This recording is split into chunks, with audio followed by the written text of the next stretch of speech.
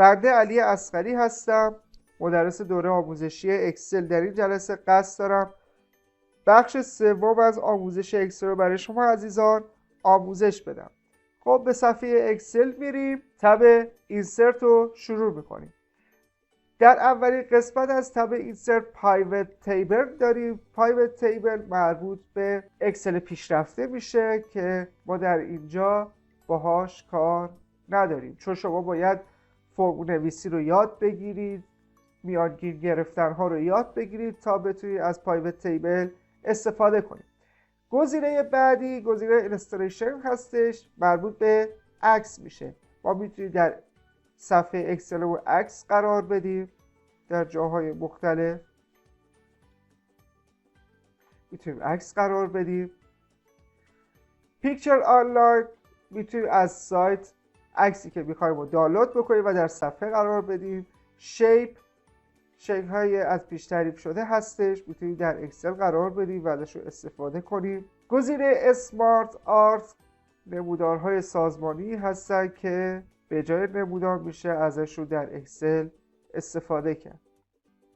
گزینه بعدی گزینه اسکرین شات هست، میتونیم از صفحه اسکرین شات بگیریم. منتظر میمونیم از صفحه اسکرین شات بگیریم و در صفحه کاریمون قرار میگیریم. تب بعدی اد این هستش، استور داره و گزینه‌های مختلف دیگه که ما میتونیم ازش رو استفاده بکنیم. استور وارد سایت مایکروسافت میشه و هر چیزی که مربوط به برنامه مایکروسافت هست میتونیم دانلود بکنیم و ازش رو استفاده بکنیم. گزینه بعدی قسمت چارت هستش. قسمت چارت مربوط به نمودار میشه. خب در نمودار من اینجا اطلاعاتی وارد میکنم. یک جدول ایجاد بکنیم. معدل نام درس. خب میگیم ریاضی ترمو ادبیات. نمره 18 19 حالا 19 نه با اختلاف 10 و 15. معدل به عنوان مثال 15.5 14 و 18. خب ما این رو یک جدول ایجاد میکنیم دورش آل بوردرز و جدول ایجاد شد. خب کل جدول رو میگیریم و به تب اینسرت میریم، یک نمودار انتخاب میکنیم. ببینید هر نموداری که خواستید میتونید در اینجا استفاده بکنید. نمودار پای یا نمودار دایره‌ای، نمودارهای میله‌ای، انواع اقسام نمودار هست که شما میتونید ازشون استفاده بکنید. حالا من یه دونه از اینا انتخاب میکنم که ببینید. این شد نمودار من. نمودار ایجاد کرد در اکسل خیلی راحت تر از ورد و پاورپوینت هستش. به همین سادگی میشه یک نمودار ایجاد. قسمت بعدی اسپارکلاین هستش که مربوط به نمودار میشه، نمودارهای کوچیک. با این نموداری که الان توضیح دادم خیلی فرق میکنه. به عنوان مثال من اینجا دارم 17 100 50 60.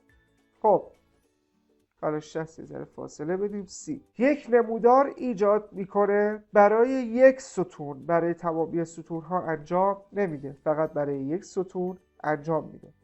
من اینو سلکت آل میکنم، یکی از این ستا رو انتخاب میکنم. به عنوان مثال لاین میگه دیتا رنج، میگم این لوکیشن رنج کجا ایجاد میشه، حالا هر جا که خواستم مثلا اینجا انتخاب میکنم و اوکی میکنم.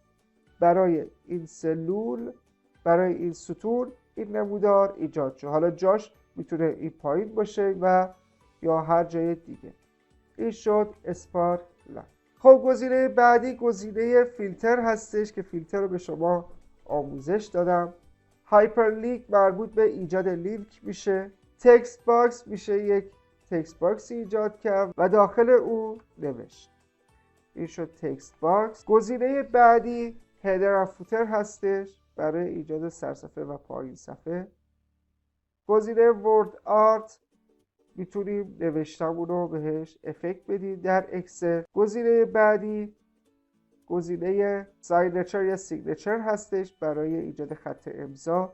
که زیاد استفاده نمیشه در ورد. اکویشن برای فرمول نویسی هستش، ما اینجا یک فرمول ایجاد میکنیم مثل فرمول نویسی در ورد میمونه، اما اکسل خودش یک فرمول نویسی جداگونه داره. این از تب اینسرت که بیشتر نمودار سازیش مهم بود. در قسمت پیج لی اوت گزینه مارجینز رو داریم برای محدود کردن صفحه، زیاد استفاده نمیشه در اکسل.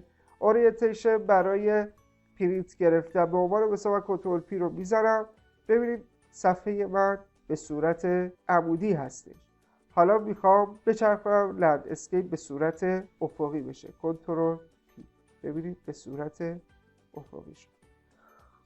گزینه بعدی سایز هست برای پرینت گرفتن، A4 باشه، A5 باشه یا هر چیزی که احتیاج. بریکس صفحات رو برای ما بزرگتر میکنه، کوچیکتر میکنه، بستگی داره به خودمون. بک‌گراند در پشت صفحه میشه عکس قرار داد. بک‌گراند رو میذارم، میگه نیاز به اینترنت داری. خب من میرم داخل فایلم، یک عکس انتخاب میکنم، به این صورت میشه بک‌گراند ایجاد کرد در اکسل. گزینه بعدی اسکیل تو فیت هستش. اسکیل تو فیت برای محدوده صفحه استفاده میشه. اگه دقت کرده باشید این نقطه ها محدوده صفحه من رو مشخص میکنن. حالا من میخوام تعداد صفحاتی که زیاد شده رو کم بکنم. من کنترل پی رو میزنم و اگه دقت بکنید اینجا نوشته یکی از 3، یعنی 3 تا صفحه دارم، میخوام بشه یه صفحه. میام در پایین صفحه اکسل نوشته پیج بریک پریویو، اینو کلیک میکنم، وارد همچین صفحه میشه.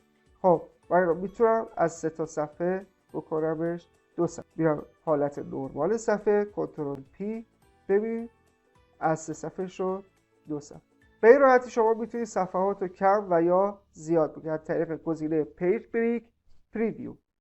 گزینه شیت رایت تو لفت که مربوط به جابجایی صفحه در اکسل. خب بخش سوم به پایان رسید. امیدوارم که برای شما عزیزان مفید واقع شده باشه. با آرزوی موفقیت برای یکایک شما.